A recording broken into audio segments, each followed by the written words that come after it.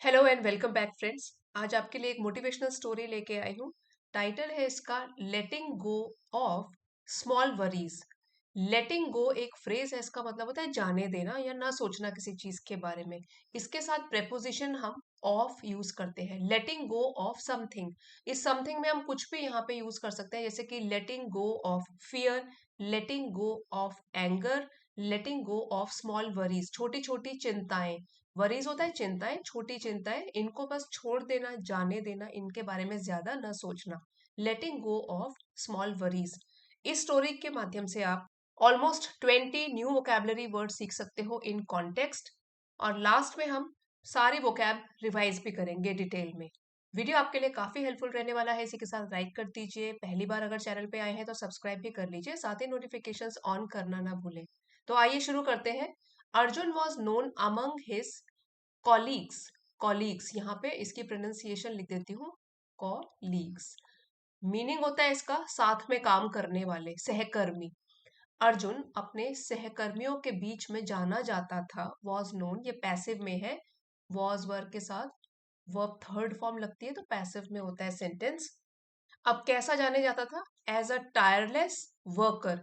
Worker काम करने वाला, और टायरलेस होता है जो कि जिसको थकान नहीं होती, ज्यादा बहुत काम करे लेकिन फिर भी वो काफी एफर्ट लगाता है और उसको ज्यादा थकान नहीं होती, तो इसके रूप में वो जाना जाता था। बट लेटली, लेटली मीन्स हाल ही में, ये एडवर्ब है। कि हाल ही में अभी क्या हुआ। ही फेल्ट, उसको लगता था, परपेचुअली, परपेचुअली फेटीग्ड। फेटीग का मतलब होता है थकान, बहुत ज्यादा थक जाना। तो उसको फेटीग्ड महसूस होता था लगातार। परपेचुअली का क्या हुआ? लगातार उसको थकान ही महसूस होती रहती थी। और ये प्रोसेस कब शुरू हुआ था? लेटली, हाल ही में। अदरवाइज वो कैसा था? टायरलेस था, वो टायरलेस वर्कर। तो एक तो हो गया परपेचुअली फेटीग्ड, और एंड मेंटली एनकम्बर्ड। एनकम्बर्ड इसका मतलब होता है किसी के बोझ के तले दब जाना। To be weighed down by something. तो मेंटली मीन्स मानसिक रूप से उसको हमेशा एक बोझ लगता था। सो यहाँ पे फिर से पढ़ते हैं कैसा लगता था उसको लेटली, हाल ही में कैसा महसूस होने लगा था। परपेचुअली फेटीग्ड, हमेशा ही लगातार थकान महसूस होती रहती थी। एंड मेंटली एनकम्बर्ड, और मानसिक रूप से भी हमेशा ही एक बोझ लगा रहता था, जैसे दिमाग में कोई बोझ हो। Encumbered that means to be weighed down या overburden. No matter how small the task, इससे कोई फर्क नहीं पड़ता। नो मैटर हाउ, कोई फर्क नहीं पड़ता।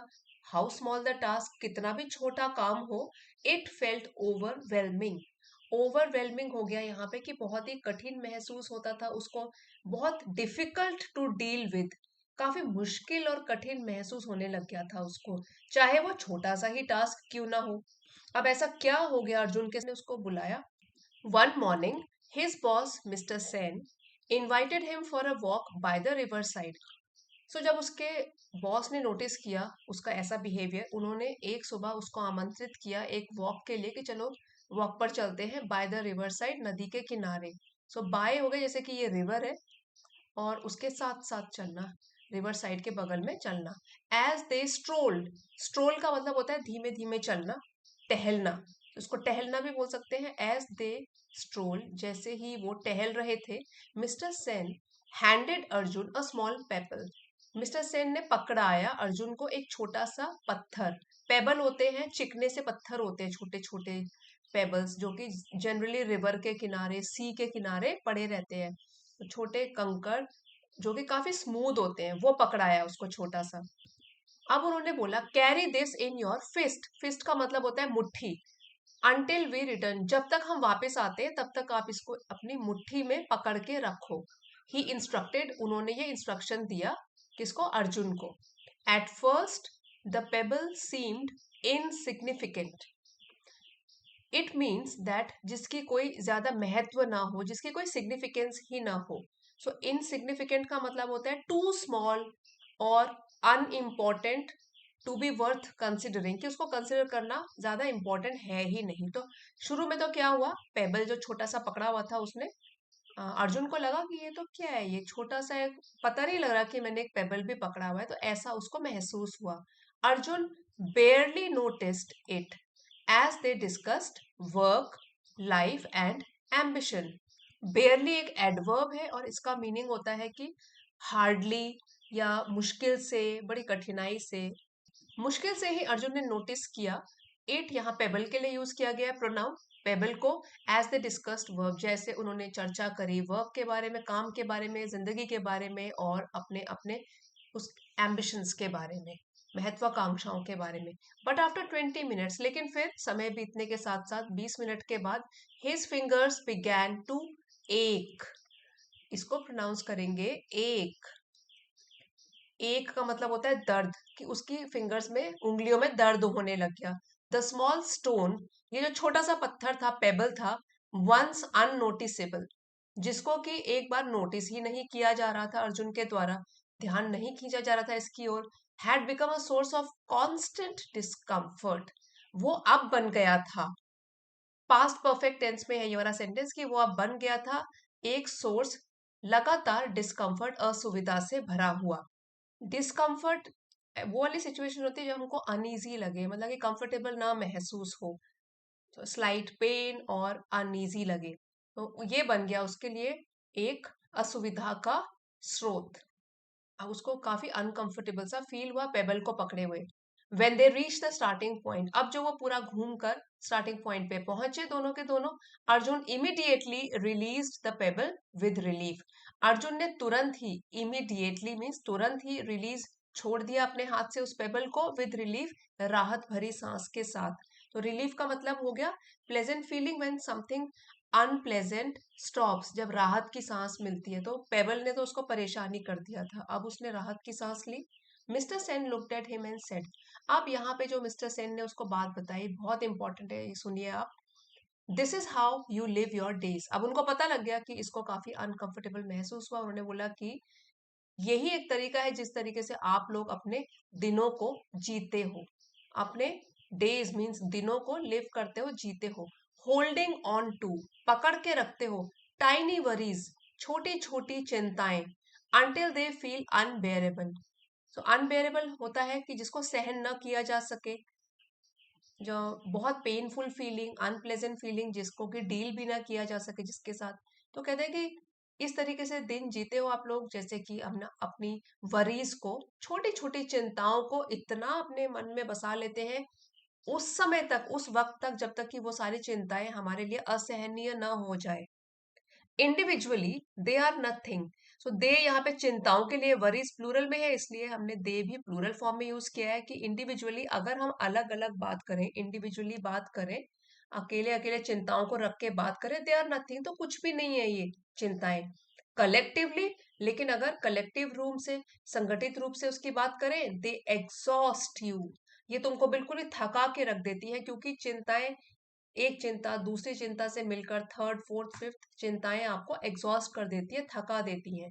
तो यहाँ पे उसको सिखाने के लिए उसके बॉस ने ये उसको छोटे से पेबल के द्वारा कहानी सुनाई, और ये जो पूरा एक्सपीरियंस बताया उसको, इसका मतलब होता है ये जो है, individually they are nothing, collectively they exhaust you, meaning that a single task, problem or responsibility might feel easy to handle on its own, कि अगर चिंता छोटी होती है, छोटा टास्क, तो सिर्फ चिंता की बात नहीं है, चिंता को तो एक मेटाफर की तरह यूज किया है उनके द्वारा।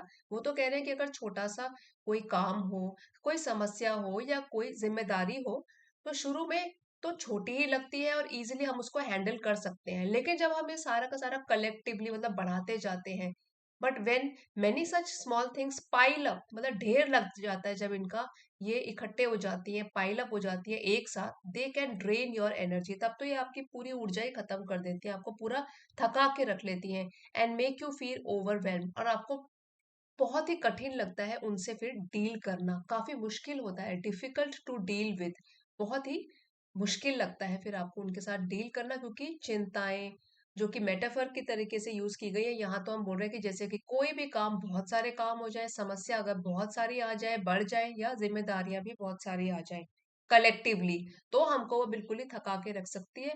और उनके साथ डील करना भी बड़ा मुश्किल हो जाता है। इसलिए अच्छा है कि एक एक करके जब वो समस्याएं छोटी होती हैं तुरंत उसी टाइम उनको सॉल्व कर दिया जाए और वो हमारे मन पर हावी ना हो जाए। और कई बार ये वाली चिंताएं जो कि टास्क की फॉर्म में होंगी, प्रॉब्लम की फॉर्म में होंगी, रेस्पॉन्सिबिलिटी की फॉर्म में होंगी, वो बहुत बड़ी भी नहीं होती। हमारा दिमाग क्योंकि कलेक्टिवली हमारे सामने आ जाता है, इसलिए इनको डील करना इन सभी के साथ बड़ा ही मुश्किल हो जाता है। तो इसी स्टोरी से हमको यही मिलता है सीखने के लिए, the mind often magnifies trivial. इसको बोलेंगे ट्रिवियल, इसका मतलब होता है तुच्छ या छोटा, इनसिग्निफिकेंट। हमारा जो दिमाग है कभी कभी बहुत ही बढ़ा चढ़ाकर प्रेजेंट करता है हमारे सामने, बढ़ा चढ़ाकर दिखाता है ट्रिवियल कंसर्न्स, छोटी छोटी समस्याओं को। ट्रिवियल होता है मामूली सी या छोटी, स्मॉल अनइम्पॉर्टेंट कंसर्न्स को, समस्याओं को, until they consume our energy. और ये तब तक हमको मैग्नीफाई करके दिखाता रहता है जब तक कि हमारी सारी एनर्जी खत्म ना हो जाए, समाप्त ना हो जाए। The art of living lies in discerning discerning what to hold and what to let go। So art of living, जीवन जीने का तरीका इसी में निहित है, इसी में बसा हुआ है कि हम डिसर्न करें, मीन्स पहचाने, हम अपने जजमेंट का इस्तेमाल करें, showing good judgement and understanding. तो हम पहचाने कि क्या चीज को हमको पकड़ के रखना है, what to hold and what to let go, और क्या छोटी मामूली सी बातें हैं जिनको कि हम छोड़ भी सकते हैं या चिंता करना व्यर्थ है उन चीजों के बारे में। तो यहाँ पे एक कोटेशन के साथ स्टोरी को एंड किया गया है, a burden is not always heavy because of its weight. हमेशा ही जो बोझ होता है वो हैवी नहीं होता है अपने वेट की वजह से, कि उसका वजन कितना है, भार कितना है, but because of how long we carry it. लेकिन वो हमको क्यों भारी लगता है? क्योंकि डिपेंड करता है कि हम कितनी देर तक उस बोझ को उठाकर चलते हैं, तो तब वो हमारे लिए अनबेरेबल हो जाता है। इसीलिए हमको ये पहचानना है, डिसर्न करना है कि क्या चीज हमको पकड़ के चलनी है और क्या इनसिग्निफिकेंट चीज है, क्या चिंताएं व्यर्थ में हम सोच रहे हैं जिनको कि हम छोड़ भी सकते हैं, जाने दे सकते हैं, लेट गो। व्यर्थ में ही हम अपनी एनर्जी और अपने मानसिक संतुलन को उसके लिए गंवा रहे हैं। सो मामूली और तुच्छ चीजों के लिए तो जिम्मेदारियों को तो हमको निभाना है। सो समस्याओं को अपने ऊपर इतना भी हावी ना होने दे कि हमारा मानसिक संतुलन ही बिगड़ जाए। इसलिए लेट गो, ये वाला फॉर्मूला भी हमको अपनाना है, क्या चीज हमको पकड़ के चलनी है और क्या चीज हमको छोड़ देनी है। तो फ्रेंड्स, इस लेसन का पीडीएफ आपको चैनल की एलीट मेंबरशिप को ज्वाइन करके मिल जाएगा अगर आप चाहते हो। सो लेवल 2 की मेंबरशिप को ज्वाइन कर सकते हो। अभी जाइएगा नहीं, एक बार वोकेबलरी रिवाइज कर लेते हैं। टायरलेस, बिना थके हुए। परपेचुअली फेटीग्ड, लगातार ही थका हुआ महसूस करना। फेटीग का होता है मीनिंग थकान। मेंटली एनकम्बर्ड, मानसिक रूप से बोझ के, मानसिक रूप से बोझ में घिरा हुआ। हैविंग योर माइंड बर्डन और वेड डाउन, जब हमारे दिमाग पर पूरा बर्डन छा जाता है। ओवरवेलमिंग होता है वेरी इंटेंस, बहुत ही डिफिकल्ट, जिससे डील करना बड़ा ही मुश्किल हो। पेबल एक छोटा चिकना सा पत्थर है। फिस्ट होता है मुट्ठी। इनसिग्निफिकेंट, जिसकी कोई सिग्निफिकेंस ना हो, तुच्छ, मामूली हो। अननोटिसेबल, जो नोटिस में ही ना आए, जो ध्यान न खींच सके। डिस्कम्फर्ट होता है असुविधा। रिलीज, छोड़ देना, let go of something. Relief, राहत की सांस, राहत। अनबेयरेबल, जिसको बेयर न किया जा सके, असहनीय, सहन न किया जा सके। एग्जॉस्ट, बिल्कुल ही थका देना। मैग्नीफाई, जैसे मैग्नीफाइंग ग्लास होता है, चीजों को बढ़ाकर दिखाता है चीजों को, तो मैग्नीफाई में बढ़ा चढ़ाकर दिखाना। ट्रिवियल, मामूली, छोटा, इन अनइम्पोर्टेंट। कंज्यूम, पूरा ही खा जाना। यूज अप एनर्जी और रिसोर्सेस कंप्लीटली। डिसर्निंग, पहचानना। Showing good judgement and understanding. Burden होता है बोझ, डिफिकल्ट टू कैरी फिजिकली और इमोशनली। ये बोझ हमारी स्टोरी में मेटाफर की तरह यूज हुआ था कि बोझ सिर्फ सामान नहीं है, ये चिंताएं भी हो सकती हैं, काम का प्रेशर हो सकता है, रिस्पॉन्सिबिलिटी भी हो सकती है, किसी का भी बर्डन जो कि फिजिकली और इमोशनली हमें बोझ की तरह प्रतीत होता है, लगता है, महसूस होता है। सो हमें भी let go of small worries, छोटी छोटी चिंताओं को जाने देना है, उनको अपने मन के ऊपर हावी नहीं होने देना है। और अगर आपके लिए आज की स्टोरी हेल्पफुल रही है friends, please don't forget to like, share and subscribe. See you next time. Thank you for watching.